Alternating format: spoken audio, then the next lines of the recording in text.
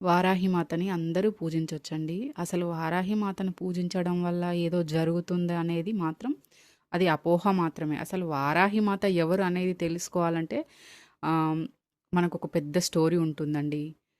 అమ్మవారు లలితామాత ఆవిర్భావం. అంటే లలితామాత ఆవిర్భవించింది బండాసురుడనే రాక్షసుడిని చంపడం కోసం లలితామాత ఉద్భవించింది. ఇది లలితా పారాయణంలో గూడా మనకి మన స్తోత్రాల్లో ఉంది. అట్లాగే చాలామంది శాస్త్రి అంటే సామవేదం షణ్ముఖ శాస్త్రి గారు, ప్లస్ చాగంటి కోటేశ్వరరావు గారు, ఇంకా నందూరి శ్రీనివాసరావు గారు శాస్త్రి గారు గూడా మనకు చెప్పినారు.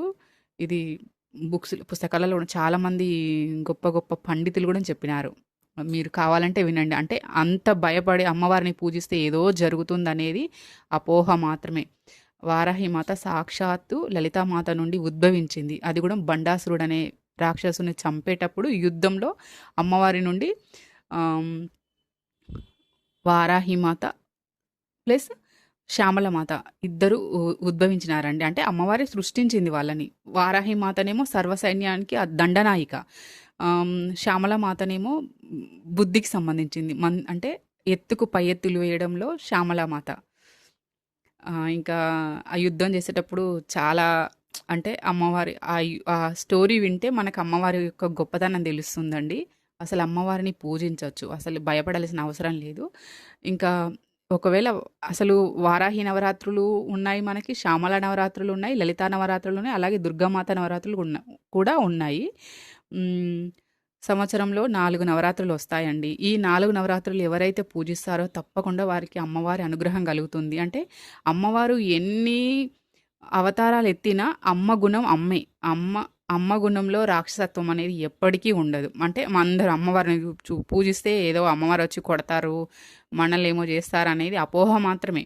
అమ్మవారు ఎప్పుడు రాక్షసులను మాత్రమే అమ్మవారు దండిస్తుంది గానీ, మనం ధర్మంగా బ్రతికే వాళ్ళ జోలికి అమ్మవారే గదండీ! సాక్షాత్తు మనం బ్రతికున్నామంటే అది అమ్మవారి శక్తినే. అది లలితా పారాయణం మొత్తం చదివితే అందులో అసలు మనలోనే దేవుడున్నాడనే నిజం అర్థమవుతుంది మనకి. జ్ఞానం అనేది వస్తుంది. అందుకోసమే లలితా పారాయణం చెయ్యండి. ఇంకా వీలైతే వారాహిమాత అష్టోత్తరాలుంటాయి, మూల మంత్రాలుంటాయి. అవన్నీ గూడా చదువుకోవచ్చు. ఇంకా అష్టమి, నవమి, దశమి ఉంది గదండీ! 21, 22, 23 ఈ 3 రోజులు గూడా గుడికెళ్ళి మంచిగా అమ్మవారికి మీకేమైనా బాధలుంటే మొక్కుకోండి. లేదంటే ఇంట్లో గూడా పూజ చేసుకోవచ్చండి.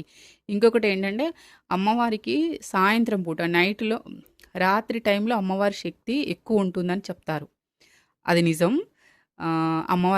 అమ్మవారిని రెగ్యులర్‌గా అంటే ప్రతిసారి వారాహి నవరాత్రులు చేసే వాళ్ళకి అర్థమవుతుంది అమ్మవారి శక్తి. ఇంకోటి అమ్మవారిని పూజించడం వల్ల మనకు చాలా బెనిఫిట్స్ ఉంటాయండి. అంటే మనకు ఉన్న భయాలు పోతాయి. శత్రు భయాలు పోతాయి. ఏదైనా భూతగాదాలు ఉంటాయి గదా! మన భూమి ఎవరైనా కబ్జా చేస్తారు గదా!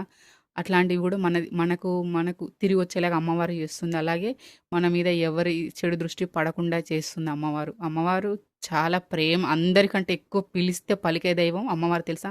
అందరికి ఇంకా అన్ని అవతారాలలో పూజ చేయడానికి అంటే అమ్మవారిని ప్రసన్నం చేసుకోవడానికి టైం పడుతుందేమో కానీ వారాహి మాతను ప్రసన్నం చేసుకోవడానికి అంత టైం పట్టదండి. మీకేదైనా బాధ ఉందని, అమ్మ నాకు ఈ బాధ ఉందని పిలిస్తే వెంటనే పలికే దైవం వారాహిమాత. అంటే ఇంకా మనం వారాహిమాత ఫోటో పెట్టుకొని పూజ చేసుకోవాలా? లేదా ఇంకా ఏ దేవత ఫోటో పెట్టుకొని పూజించుకోవాలా అనేది అందరూ మామూలుగా అనుకుంటారు. కానీ ఏ దేవత ఫోటో అయినా మనం అంటే అమ్మ రూపాలు వేరు అంతేగాని అమ్మ అమ్మే అండి.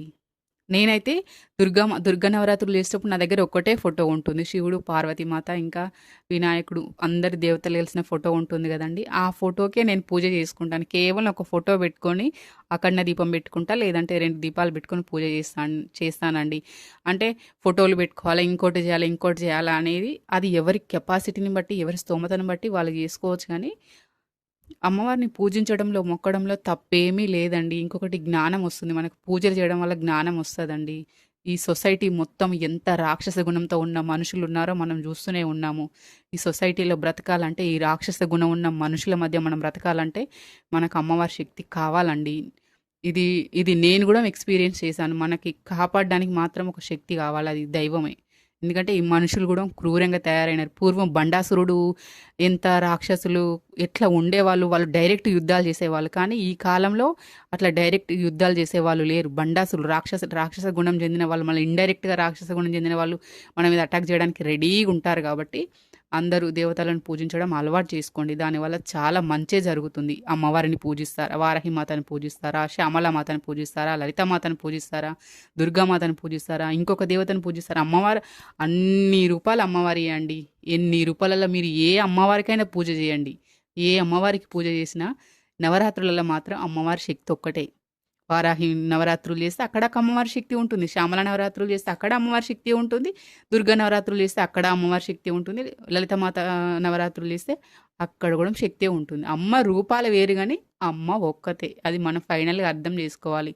ఈ ఫోటో పెట్టాలా, ఆ ఫోటో పెట్టాలా, అట్లా చేయాలా, ఇట్లా చేయాలా అనేది అవసరం లేదండి. ఎవరికి వచ్చిన పూజ వాళ్ళు చేసుకోండి. ఒక మంచి ఫోటో పెట్టుకోండి, ధూపం పెట్టుకోండి, దీపం పెట్టుకోండి, నైవేద్యం పెట్టుకోండి. నైవేద్యం అంటే కూడా మీరు అవి చేయాలి, ఇవి చేయాలి అట్లా ఏం లేదండి.